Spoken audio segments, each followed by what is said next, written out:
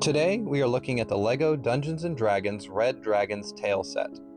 This set, released back in April of this year, contains around 3,700 pieces and has a price tag of around $360. If we take a look at the instruction booklets, which there are 4 of for this set, the first contains information on the last 50 years of D&D. Then a couple pages later, we have some information on the background of both the model designer and, of course, the booklet designer who's responsible for some of the artwork throughout the set. Then we get to meet the monsters within the set, such as the skeletons, the gelatinous cube, of course an owl bear, the beholder, the displacer beast, some mimics, then of course Cinderhowl the Red Dragon, the main star of this set, a massive piece that takes up the entire 4th booklet to build. The next few pages go over how the D&D player handbook has evolved over the last 50 years, the different covers and everything that we've seen with it, before we get into the heroes. You see, when you purchase this set, you receive the Red Dragon's Tale campaign as a digital download. This way, you and up to 3 other friends can choose between these characters for your adventure. Something else to keep in mind here for replayability factors is that you could include some of the new D&D minifigures from the most recent series and add them to the campaign as you wish, as side characters or other main characters. Now, the set is actually broken down into 3 main parts for your campaign as well. Here we have the lovely In Plain Sight Inn. On the back side, we can see the bedroom that secretly contains 2 mimics, as well as the lower common area.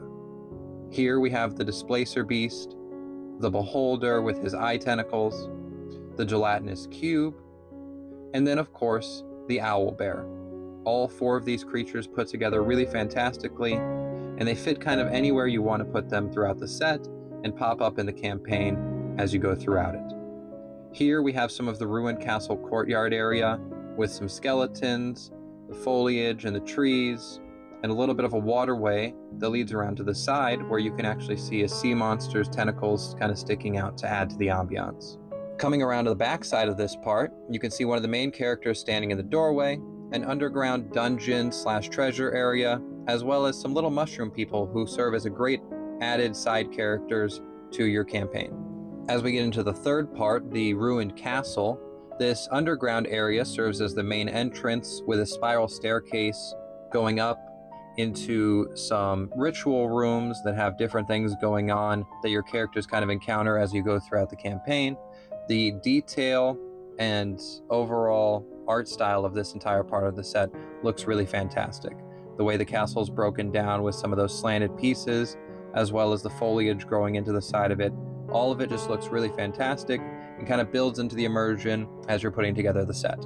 And finally, here it is, Cinderhowl the Red Dragon, in sort of a 4v1 duel with the main characters. This overall piece takes up the entire 4th booklet. As we take a look at the different angles of the dragon, you can see just how massive this part of the set is. He works really, really well with the set, looks fantastic. You can place him on top here, as you can see, and he really brings the whole thing together. This set looks fantastic as a display piece if you put it all together like it is right here, with wherever you want the characters, whatever kind of scenes you're wanting to demonstrate, or of course throughout the campaign. If you break it down into the individual sections, it looks fantastic as well. Overall, this set was incredibly fun to put together. Took a lot of time, but the 4 booklets have so much detail, and you really feel like you're building your journey throughout D&D as you go through this set. There is the large price tag, but with everything that comes with the set, the campaign, the minis, the characters, it's a fantastic set for the value, and overall a really fun build.